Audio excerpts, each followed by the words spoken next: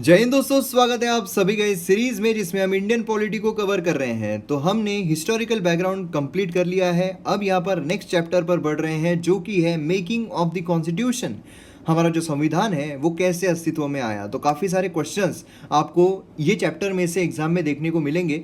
तो चलिए देखते हैं, अच्छी तरीके से इस चैप्टर को समझने की कोशिश करेंगे। काफ़ी सारे घुमा फिरा कर क्वेश्चन जो है वो आपको पूछे जा सकते हैं। अब सबसे पहले तो कॉन्स्टिट्यूशन जो है वो होना चाहिए या फिर कॉन्स्टिट्यूएंट असेंबली होना चाहिए, ये किसने कहा? तो एम एन रॉय जो है उन्होंने 1935 में ये कहा था कि कॉन्स्टिट्यूएंट असेंबली जो है ये हमको मांगता है, ये तो होनी ही चाहिए।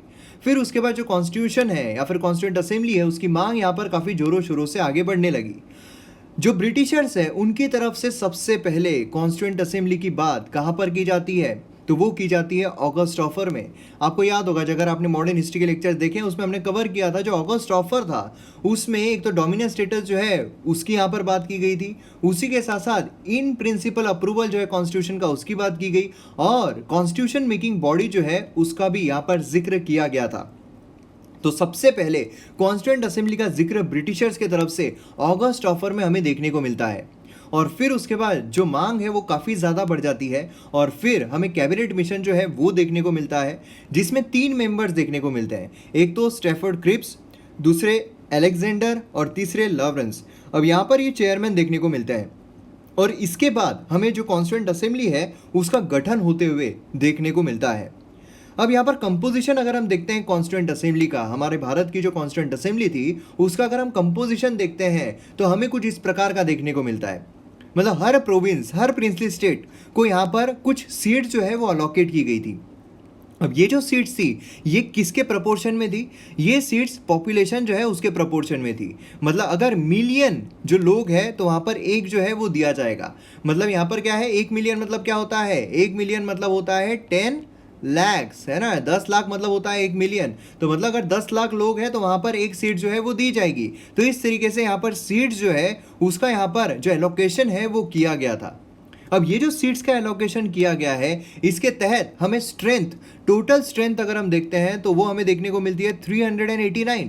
उसमें से जो ब्रिटिश इंडिया है, मतलब ऐसा भारत जो ब्रिटिशर्स के कंट्रोल में है, क्योंकि 2 तरीके के भारत देखने को मिलते हैं ना। एक तो वो जो ब्रिटिशर्स के डायरेक्टली कंट्रोल में था और एक वो जो प्रिंसली स्टेट्स है, मतलब कि वहां पर राजा जो है वो हमें देखने को मिलते थे।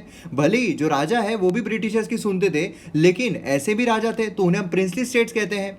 तो जो ब्रिटिश इंडिया है उसके हमें टोटल 296 सीट्स देखने को मिलते हैं और जो प्रिंसली स्टेट्स है उसके हमें 93 सीट्स देखने को मिलते हैं। अब देखिए, अगर आप किताब में से पढ़ोगे तो ये काफ़ी कंफ्यूजिंग हमें देखने को मिलता है कि कौन सी कितनी सीट्स थी, किसकी कितनी थी। लेकिन यहाँ पर मैंने एकदम ज़्यादा सिंप्लीफाई करके आपको बताया है कि यहाँ पर टोटल स्ट्रेंथ 389, ब्रिटिश इंडिया जो है उनके 296 और जो प्रिंसली स्टेट्स हैं उनके 93। अब यहाँ पर जो ब्रिटिश इंडिया है जिसके 296 सीट्स जो है वो देखने को मिल रहे हैं, उसमें भी यहाँ पर बाइफर्केशन जो है वो किया गया था। अब यहाँ पर 11 जो गवर्नर प्रोविंसेस है, ठीक है, जो प्रोविंसेस है, मतलब यहाँ पर कैसा है कि प्रोविंसेस आप रिलेट कर सकते हो हमारे स्टेट से, है ना, जैसे कि महाराष्ट्र है, गुजरात है, इस तरीके से जो प्रोविंसेस थे। तो 11 गवर्नर्स प्रोविंस, उसमें से 292 जो है वो देखने को मिल रहे थे। और जो चीफ कमिश्नर प्रोविंस थे, ठीक है, जो प्रोविंस चीफ कमिश्नर प्रोविंस थे उसमें मतलब 4 टोटल चीफ कमिश्नर प्रोविंस थे, ठीक है। 11 गवर्नर प्रोविंसेस थे जहां से 292 सीट्स थी और 4 चीफ कमिश्नर प्रोविंसेस थे जिसमें से एक सीट्स ली गई थी। तो ऐसे 4, मतलब यहाँ पर 292 + 4 किए तो हमें 296 जो है वो देखने को मिलते थे। तो इस तरीके से ब्रिटिश इंडिया जो है जिसमें 296 सीट्स है उसका बाइफर्केशन कुछ इस तरीके का हमें देखने को मिलता है। और उसी के साथ साथ यहाँ पर सीट जो है हर प्रोविंस में वो डिस्ट्रीब्यूट किए गए थे। हर प्रोविंस में जो भी यहाँ पर प्रोविंस थे उसमें सीट्स डिस्ट्रीब्यूट किए गए थे। अमंग किसके अमंग किए गए थे? तो यहाँ पर सिख, मुस्लिम और जनरल, इनके अमंग यहाँ पर जो सीट्स है वो डिस्ट्रीब्यूट किए गए थे। अब यहाँ पर अगर आप देखोगे तो ये जो प्रोविंस में सीट डिस्ट्रीब्यूट किए गए हैं उसमें लोग चुनकर कैसे आ रहे थे? तो यहाँ पर proportional representation, single transferable vote के जरिए यहाँ पर हमें देखने को मिल रहे थे। जैसे कि हमारे यहाँ पर जो राज्यसभा है उसके जो इलेक्शंस देखने को मिलते हैं, जो प्रेसिडेंट है उनके जो इलेक्शंस देखने को मिलते हैं। आगे हम देखेंगे किस तरीके से राज्यसभा जो है उसके इलेक्शंस होते हैं या फिर जो प्रेसिडेंट है उनके इलेक्शंस होते हैं। तो हम देखेंगे तो हमें देखने को मिलेगा कि यहाँ पर single transferable vote, proportional representation, इसका मतलब क्या है? इसका मतलब है कि इनडायरेक्ट इलेक्शन जो है वो हमें देखने को मिल रहे हैं। उसी के साथ साथ यहाँ पर जो प्रिंसली स्टेट थे, मतलब वहां पर जो राजा थे उनके पास एक पावर थी। वो कौन सी थी? वो थी नॉमिनेशन की। मतलब वो यहाँ पर क्या कर सकते थे? नॉमिनेट भी कर सकते थे। इसका मतलब है कि हमें यहाँ पर जो कॉन्स्टिट्यूएंट असेंबली है उसमें दो प्रकार के लोग देखने को मिल रहे थे। एक तो जो इनडायरेक्टली इलेक्ट होकर आए हैं, दूसरे जो नॉमिनेट होकर आए हैं। हमारे यहाँ पर भी नॉमिनेट किए जाते हैं ना, तो इस तरीके से वहां पर भी दो तरह के लोग देखने को मिल रहे थे कॉन्स्टिट्यूएंट असेंबली में।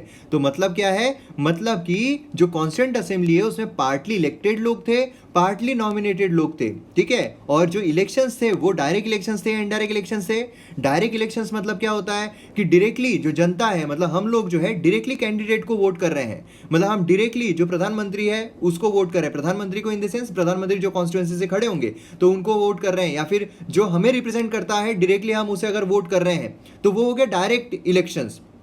लेकिन अगर हम जिनको रिप्रेजेंटेटिव करके चुनकर दे रहे हैं और फिर वो जो रिप्रेजेंटेटिव है अगर वो सामने वाले को चुनकर देते हैं तो वो हम कहेंगे इनडायरेक्ट इलेक्शंस। हम राष्ट्रपति के इलेक्शंस में वोट करते हैं क्या? नहीं करते हैं। हम लोकसभा के इलेक्शंस के लिए वोट करते हैं, हम लेजिस्लेटिव असेंबली के इलेक्शंस के लिए वोट करते हैं, डायरेक्टली कैंडिडेट जो उसे चुन कर देते हैं। लेकिन प्रेसिडेंट के इलेक्शंस के लिए करते हैं क्या? नहीं करते हैं। प्रेसिडेंट के इलेक्शंस में कौन होते हैं? जिनको हमने चुनकर दिया है, ठीक है, जो हमारे रिप्रेजेंटेटिव है वो प्रेसिडेंट के इलेक्शंस के लिए वोट करते हैं। तो इस तरीके से उसे कहा जाता है इनडायरेक्ट इलेक्शंस। तो यहां पर भी हमें इनडायरेक्ट इलेक्शंस जो है वो देखने को मिल रहे थे। तो पार्टली यहां पर इलेक्टेड भी थे, नॉमिनेटेड भी थे, और इनडायरेक्ट इलेक्शन जो है वो हमें देखने को मिल रहा था। तो इस तरीके से हमारी कॉन्स्टिट्यूएंट असेंबली जो है वो हमें देखने को मिल रही थी।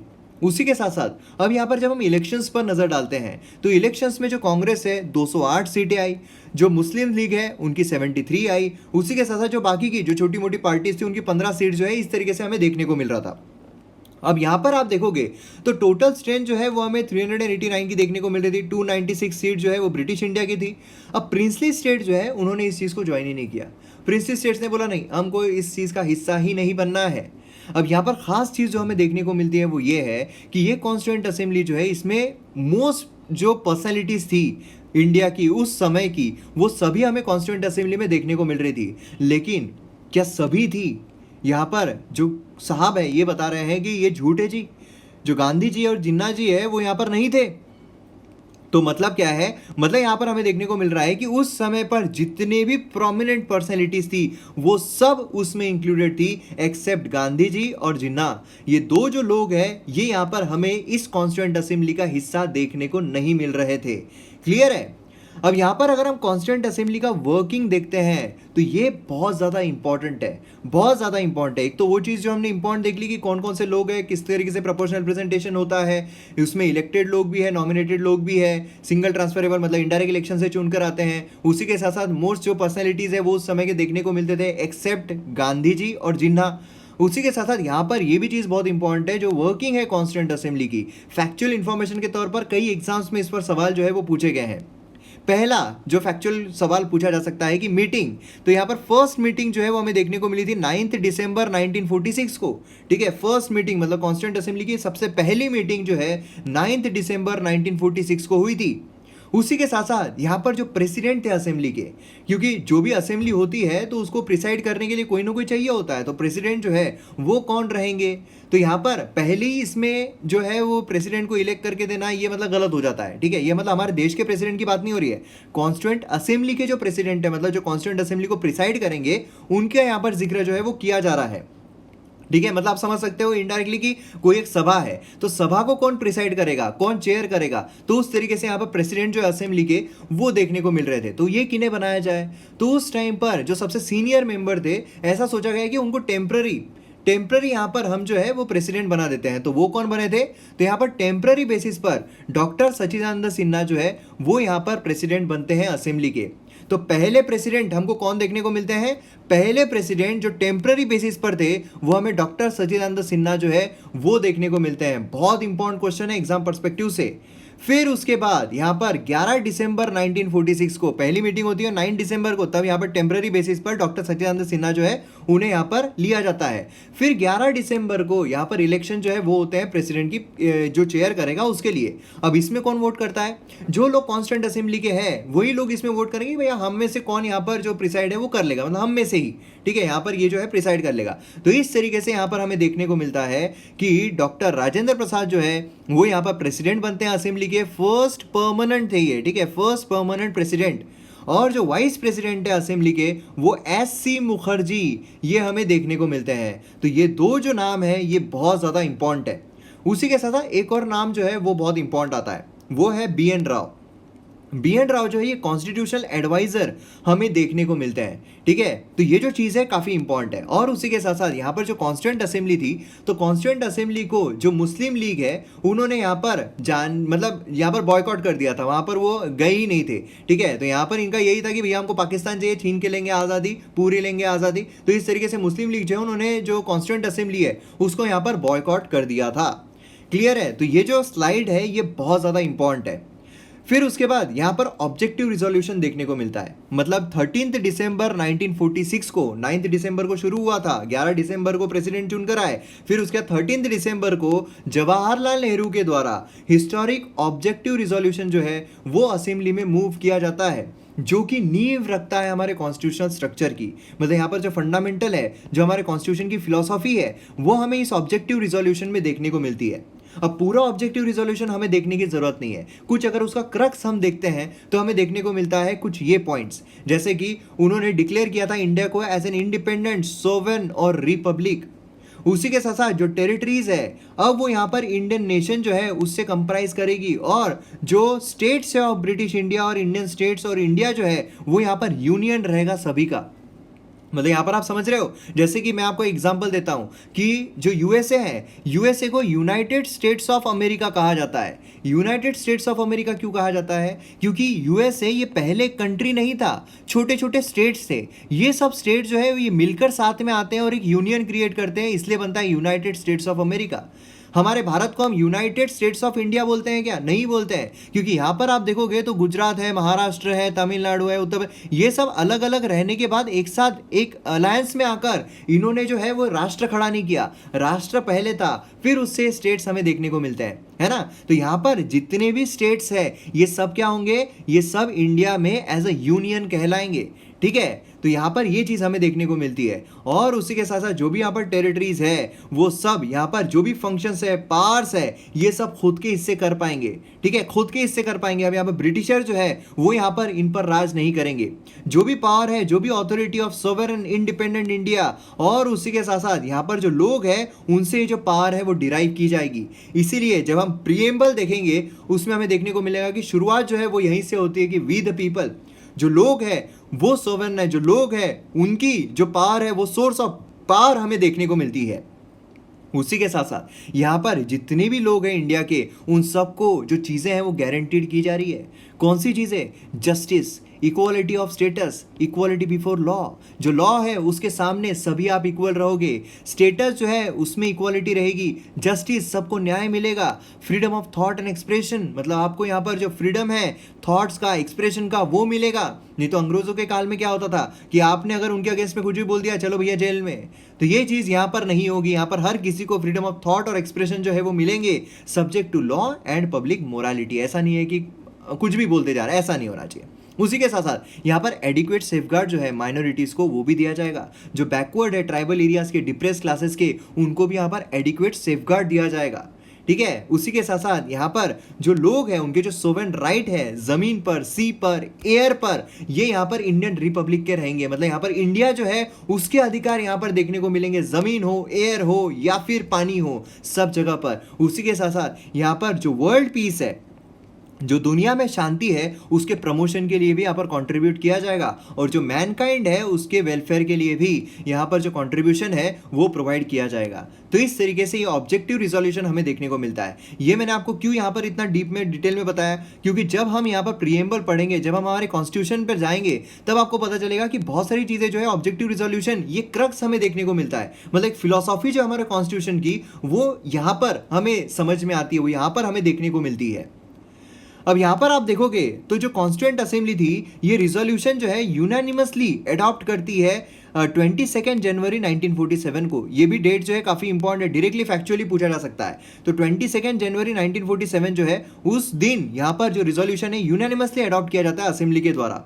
और ये मॉडिफाइड वर्जन है from the preamble of the present constitution. तो जब हम प्रीएम्बल देखेंगे, जैसा मैंने आपको कहा है कि जब हम प्रीएम्बल पढ़ेंगे उस टाइम पर आपको पता चलेगा कि बहुत सारी चीज़ें जो है ये ऑब्जेक्टिव रिजोल्यूशन में से ही हमें देखने को मिल रही है। अब यहाँ पर जो फंक्शंस है कॉन्स्टिट्यूएंट असेंबली के द्वारा जो परफॉर्म किए गए थे उस पर हम यहाँ पर नज़र डालते हैं।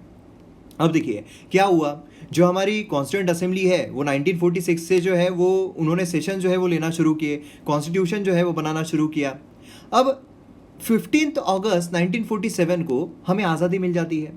तो 14 अगस्त 1947 को जो हमारी कॉन्स्टिट्यूएंट असेंबली है वो एक सोवेन बॉडी की तरह काम करती है, मतलब सुप्रीम बॉडी। सोवेन मतलब क्या होता है, एक सुप्रीम बॉडी। हमारी जो कंट्री है सोवेन कंट्री है, मतलब क्या है कि कोई भी बाहर का देश हमारे इंटरनल मैटर्स में इंटरफेयर नहीं कर सकता है। इवन जो ऑर्गेनाइजेशंस है, वर्ल्ड हेल्थ ऑर्गेनाइजेशन बोलिए, यूनाइटेड नेशंस बोलिए, कोई भी ऑर्गेनाइजेशन बोलिए, वो भी हमारे इंटरनल मामलों में इंटरफेयर नहीं कर सकती है। उसे हम कहेंगे सोवेर्निटी। ठीक है, तो हमारा देश सोवेन है। उसी तरीके से ये जो कॉन्स्टिट्यूएंट असेंबली थी, ये जब हमें आज़ादी मिल जाती है तब ये कॉन्स्टिट्यूएंट बॉडी भी एक सोवेन बॉडी की तरह काम करती है। मतलब अब यहाँ पर ब्रिटिशर जो उनका इन्फ्लुएंस बिल्कुल इस बॉडी पर नहीं रहेगा। तो यहाँ पर सोवेन बॉडी जो थी ये दो तरीकों से काम कर रही थी, एक तो लेजिस्लेटिव तौर पर, दूसरा कॉन्स्टिट्यूशनल तौर पर। मतलब जब भी कॉन्स्टिट्यूशन पर चर्चा हो रही है, कॉन्स्टिट्यूशन कैसे बनाना है, उसमें कौन से आर्टिकल्स डालने हैं, तो उस पर जब चर्चा होती थी तब ये बॉडी आप समझ लीजिए कि कॉन्स्टिट्यूएंट असेंबली मतलब कॉन्स्टिट्यूशनल के तौर पर काम कर रही है। और जब ये कोई लॉज बना रही है कि देश के लिए कोई लॉज बनाना है, तो उस टाइम पर एक लेजिस्लेटिव बॉडी की तरह काम कर रही है। मतलब जैसे भाई हमारा पार्लियामेंट है ना, पार्लियामेंट में हमें जो लोकसभा है, राज्यसभा है, दोनों देखने को मिलते हैं, है ना। तो जैसे आप समझ लीजिए कि वो लॉज बना रहे हैं, तो उस तरीके से यहाँ पर लॉज बनाने के लिए जब मिलती थी कि हमें ये लॉज बनाना है तो इस पर चर्चा करनी है, बिल पर चर्चा करना है, तो वो लेजिस्लेटिव बॉडी की तरह मिलती थी। और जब यहाँ पर कॉन्स्टिट्यूशन पर चर्चा करने की, जो कॉन्स्टिट्यूशन हमारा ड्राफ्ट कैसे बन रहा है, कौन कौन सी चीज़ें उसमें ऐड करनी है, तो ये सारी चीज़ों के लिए एज अ कॉन्स्टिट्यूशनल बॉडी के तौर पर वो मिला करती थी। अब दोनों के लिए, जो लेजिस्लेटिव है और कॉन्स्टिट्यूशनल है, दोनों के लिए जो प्रिसाइडिंग ऑफिसर्स है वो यहाँ पर अलग अलग थे। और यही चीज़ इंपॉर्टेंट हो जाती है एग्जाम पर्सपेक्टिव से। अब यहाँ पर जब कॉन्स्टिट्यूशनल बॉडी के तौर पर मिलती थी तो उसे चेयर किया करते थे डॉक्टर राजेंद्र प्रसाद, और जब एज अ लेजिस्लेटिव बॉडी मिलती थी तब उसे प्रिसाइड किया करते थे जीवी मावलनकर। ठीक है, तो ये चीज़ यहाँ पर काफ़ी ज़्यादा इंपॉर्टेंट है। ओके, और उसी के साथ साथ यहाँ पर टोटल कॉन्स्टिट्यूएंट असेंबली के हमें 11 सेशन जो है वो देखने को मिलते हैं, कुल मिलाकर 2 साल 11 महीने 18 दिनों में। उसी के साथ साथ यहाँ पर जनवरी 24 1950 को फाइनल सेशन जो है वो हमें देखने को मिलता है जैन 24 1950 को। अब अगर आप देखोगे, जब हम जो प्रीएम्बल है वो जब हम देखेंगे तब आपको पता चलेगा कि नवंबर 26 1949 को ही जो कॉन्स्टिट्यूशन है वो तैयार हो गई थी और उसी के साथ साथ एडॉप्ट भी की गई थी। लेकिन फिर भी 26 जैन 1950 को हम रिपब्लिक डे जो है वो सेलिब्रेट करते हैं। तो उसका कारण क्या है वो भी आपको आगे पता चलेगा। तो फाइनल सेशन जो है हमारा 24 जैन 1950 को किया गया, जहां पर जो रिजोल्यूशंस है वो यहाँ पर एडॉप्ट किए गए। कौन कौन से किए गए वो भी हम आगे जानने की कोशिश करेंगे।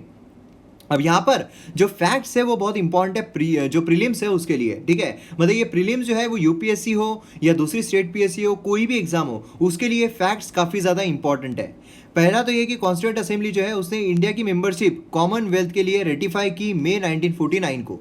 उसी के साथ साथ नेशनल फ्लैग जो है वो हमने यहाँ पर अडॉप्ट किया। देखिए ये जो है आपको मैच द पेयर में पूछे जा सकते हैं कि कौन सी चीज़ हमने कब अडॉप्ट की, या फिर आपको सेंटेंसेस में पूछ सकते हैं कि कौन सी चीज़ हमने कब अडॉप्ट की। तो नेशनल फ्लैग जो है वो हमने अडॉप्ट किया 22 जुलाई 1947 को। नेशनल एंथम हमने अडॉप्ट किया 24 जनवरी 1950 को। नेशनल सॉन्ग हमने अडॉप्ट किया 24 जन 1950 को। उसी के साथ साथ डॉक्टर राजेंद्र प्रसाद जो है ये फर्स्ट प्रेसिडेंट ऑफ इंडिया करके इलेक्ट हुए 24 जन 1950 को। अब यहाँ पर ये जो कॉन्स्टिट्यूएंट असेंबली उसके प्रेसिडेंट की नहीं बल्कि देश के प्रेसिडेंट की बात हो रही है। और उसी के साथ साथ जो प्रेम बिहारी नारायण जो रायजादा है, ये यहाँ पर कैलीग्राफर जो है वो यहाँ पर माने जाते हैं इंडियन कॉन्स्टिट्यूशन के। पर देखिए नेशनल एंथम और नेशनल सॉन्ग, इसमें डिफरेंस जो है वो तो आपको पता ही होगा। दोनों भी जो है वो कब अडॉप्ट किए गए थे 24 जनवरी 1950 को। जो हमारा नेशनल एंथम है वो तो आपको पता ही है, जन गण मन। नेशनल सॉन्ग जो है वो है हमारा वंदे मातरम। ठीक है, वंदे मातरम सॉन्ग ये हमारा नेशनल सॉन्ग है। उसी के साथ साथ ये कंपोज किया गया था संस्कृत में बंकिम चंद्र चटर्जी जो है उनके द्वारा। ठीक है, उसी के साथ साथ पहली बार जब ये जो है ये गाया गया था वो था 1896 में, जो इंडियन नेशनल कांग्रेस का सेशन हुआ था उसमें ये सबसे पहली बार गाया गया था। तो ये भी जो है फैक्चुअल इंफॉर्मेशन है जो कि बहुत ज़्यादा इंपॉर्टेंट है। चलिए अब यहाँ पर हम ड्राफ्टिंग कमेटी की बात करते हैं। तो ड्राफ्टिंग कमेटी में भी आपको सवाल जो है काफ़ी पूछे जा सकते हैं। 22 अगस्त 1947 अब यहाँ पर डॉक्टर BR अम्बेडकर जो है वो इसके चेयरमैन थे। उसी के साथ साथ हमें बाकी जो मेंबर्स है वो इस तरीके के देखने को मिलते हैं। यहाँ पर आप फोटो देख सकते हो ड्राफ्टिंग कमेटी की। तो ये जो नाम है ये काफ़ी ज़्यादा इंपॉर्टेंट है, जैसे कि जो KM मुंशी जी है, उसी के साथ साथ जो अलाडी है अय्यर साहब, उसी के साथ साथ जो अयंगर साहब है, उसी के साथ साथ एन माधव राव जो है वो हमें देखने को मिलते हैं। मोहम्मद जो सदाउल्ला है वो देखने को मिलते हैं। उसी के साथ साथ TT कृष्णमाचारी जो है ये हमें देखने को मिलते हैं। तो ये जो नाम है ये काफ़ी ज़्यादा इंपॉर्टेंट है, क्योंकि सीधा आपको क्वेश्चन जो है इस तरीके से पूछा जा सकता है कि नीचे दिए गए में से कौन ड्राफ्टिंग कमेटी का हिस्सा नहीं थे। तो आपको नाम जो है वो दिए जाएंगे, आपको देखना पड़ेगा कौन इसमें से था कौन इसमें से नहीं था। तो इस तरीके से ये नाम जो है काफ़ी ज़्यादा इंपॉर्टेंट है। ये जो है ये काफ़ी आसान है, आप सभी को पता ही होगा। जो अम्बेडकर साहब है उनको इतनी ज़्यादा नॉलेज थी, जो पूरी दुनिया है उनके कॉन्स्टिट्यूशन की उनको इतनी ज़्यादा नॉलेज थी कि वो यहाँ पर ड्राफ्टिंग कमेटी जो है उसके चेयरमैन यहाँ पर बनते हैं। अब यहाँ पर आप देखोगे जो कॉन्स्टिट्यूशन है उसका एनैक्टमेंट किस तरीके से होता है। तो देखिए यहाँ पर हमें देखने को मिलता है जो मोशन है ड्राफ्ट कॉन्स्टिट्यूशन पर, उसे डिक्लेयर किया जाता है कि ये पास हो चुका है 22 नवंबर 1949 को। जैसा मैंने आपको कहा था कि जो हमारी कॉन्स्टिट्यूशन है, जब हम प्रीएम्बल देखेंगे तब हमको देखने को मिलेगा कि हमारा जो कॉन्स्टिट्यूशन है, हमारा जो संविधान है वो 26 नवंबर 1949 को अडॉप्ट कर लिया गया था। ठीक है, और उसी के साथ साथ जो प्रेसिडेंट है और जो बाकी के मेंबर्स है उनकी भी सिग्नेचर जो है यहाँ पर ले ली जाती है। और कॉन्स्टिट्यूशन यहाँ पर अडॉप्ट किया जाता है 22 नवंबर 1949 को, जिसमें हमें एक प्रीएम्बल जो है वो देखने को मिलता है, 395 आर्टिकल्स देखने को मिलते हैं और 8 शेड्यूल जो है वो देखने को मिलते हैं। अब यहाँ पर प्रीएम्बल अगर आप देखो तो वो एनेक्ट किया गया था एंटायर कॉन्स्टिट्यूशन जो है वो एनेक्ट करने के बाद। तो ये एक चीज़ जो है काफ़ी इंपॉर्टेंट हो जाती है प्रीलिम्स पर्सपेक्टिव से। पहले एंटायर कॉन्स्टिट्यूशन एनेक्ट किया गया, उसके बाद जो प्रीएम्बल है उसे यहाँ पर एनेक्ट किया गया। उसी के साथ साथ जो डॉक्टर भीमराव अंबेडकर है वो लॉ मिनिस्टर थे, बट ऑब्वियस है, तो उन्होंने यहाँ पर क्या किया, जो कॉन्स्टिट्यूशन है उसे यहाँ पर पायलट किया, जो ड्राफ्टिंग है कॉन्स्टिट्यूशन का उसे यहाँ पर पायलट किया। उसी के साथ साथ प्रीलिम्स पर्सपेक्टिव से सबसे इंपॉर्टेंट चीज़ आती है कि उन्हें रिकॉग्नाइज किया जाता है as the father of constitution of India. उसी के साथ साथ उन्हें इस नाम से भी जाना जाता है, मॉडर्न मनु। ठीक है, तो ये जो है ये भी नाम काफ़ी इंपॉर्टेंट है, कंफ्यूज करने के लिए आपको ये नाम जो है दिया जा सकता है। तो ये जो डॉक्टर भीमराव अंबेडकर जी है उनको ही इस नाम से जाना जाता था। तो ये चीज़ आपको ध्यान में रखनी है।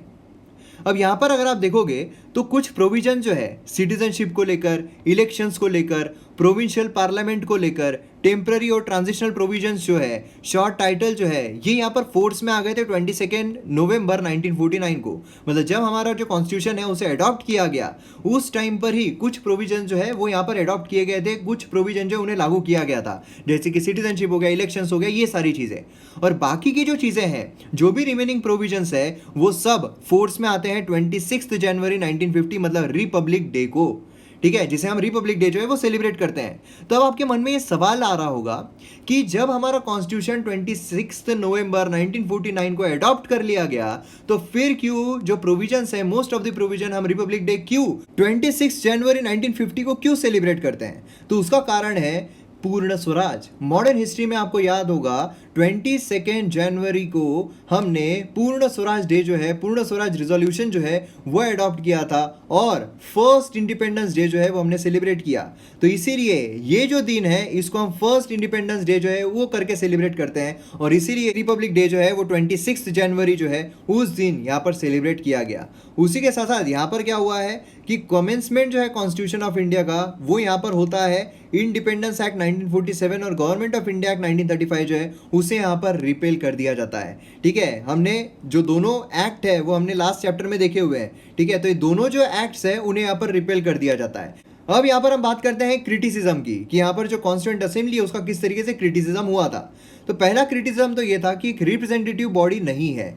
रिप्रेजेंटेटिव बॉडी मतलब क्या है कि जो आम जनता है वो उनके ये रिप्रेजेंटेटिव्स यहाँ पर है। मतलब क्या होता है कि फॉर एग्जांपल एक कोई अगर कॉलोनी है, उस कॉलोनी में 100 लोग रह रहे हैं, तो वो 100 लोग अगर अपनी मत बताएंगे, अपनी राय बताएंगे, तो फिर प्रॉब्लम क्या होगी कि हर किसी की जो राय है वो अलग अलग होगी। उसी के साथ साथ जो हर किसी के मत है वो भी अलग अलग होंगे, तो एक क्योस हो जाएगा। इसीलिए हमारे यहाँ पर क्या करते हैं, हमारे यहाँ पर रिप्रेजेंटेटिव जो है वो चुन कर देते हैं कि मतलब 100 लोगों का ये एक इंसान जो है रिप्रेजेंटेटिव है। मतलब ये जो भी बोलेगा ये 100 लोगों के बिहाफ में बोलेगा, ये 100 लोगों के हितकारी में जो चीज़ें होगी उस चीज़ के बारे में ये इंसान जो है वो बोलेगा, मतलब ये रिप्रेजेंटेटिव है ना। लेकिन यहाँ पर क्या हो रहा था, यहाँ पर इनडायरेक्ट इलेक्शंस हो रहे थे, जैसा कि हमने देखा था proportional representation, single transferable vote, यहाँ पर इलेक्शंस हो रहे थे, पार्टली इलेक्टेड पार्टली नॉमिनेटेड लोग थे। अब बट ऑब्वियसली कि इनडायरेक्ट इलेक्शंस है, तो उसमें जो आम लोग हैं उनको यहाँ पर रिप्रेजेंट कोई नहीं कर रहा है, तो इसीलिए यहाँ पर रिप्रेजेंटेटिव बॉडी जो है वो नहीं है, ऐसा यहाँ पर क्रिटिसिज्म जो है वो किया गया था। उसी के साथ साथ ये एक सोवरेन बॉडी नहीं है, ऐसा भी बोला गया। मतलब यहाँ पर ठीक है, यहाँ पर सब चीज़ें हो रही है अपने हिसाब से, लेकिन फिर भी ये जो ब्रिटिश गवर्नमेंट है उनके प्रपोजल के साथ इसे क्रिएट किया गया है। तो जब ब्रिटिश गवर्नमेंट के प्रपोजल के साथ क्रिएट किया गया है तो सोवरेन बॉडी कैसे हो सकती है? तो इसलिए ये भी क्रिटिसिज्म जो है इसका हमें देखने को मिलता है। उसी के साथ साथ यहाँ पर जो टाइम है वो काफ़ी ज़्यादा लगा है, ऐसा भी बोला जाता है। ये काफ़ी टाइम कंज्यूमिंग कॉन्स्टिट्यूएंट असेंबली है, ये देखने को मिलती है, क्योंकि लगभग 3 साल जो है वो देखने को मिलते हैं पूरे कॉन्स्टिट्यूशन तैयार करने में। और अमेरिका अगर देखा जाए तो उनको सिर्फ 4 महीने जो है वो लगे थे कॉन्स्टिट्यूशन को पूरा तैयार करने में, तो इसीलिए इसे टाइम कंज्यूमिंग जो है वो भी कहा जाता है। उसी के साथ साथ ये भी कहा जाता है कि डोमिनेटेड है पूरी कांग्रेस से, मतलब इसमें जितने भी लोग हैं वो सब कांग्रेस के ही देखने को मिल रहे हैं, तो इसलिए इसे क्रिटिसाइज किया जाता है कि डिफरेंट सेक्शन ऑफ द लोग जो है वो इसे रिप्रेजेंट नहीं कर रहे हैं, सिर्फ कांग्रेस की जो पार्टी है वही हमें यहाँ पर देखने को मिल रही है।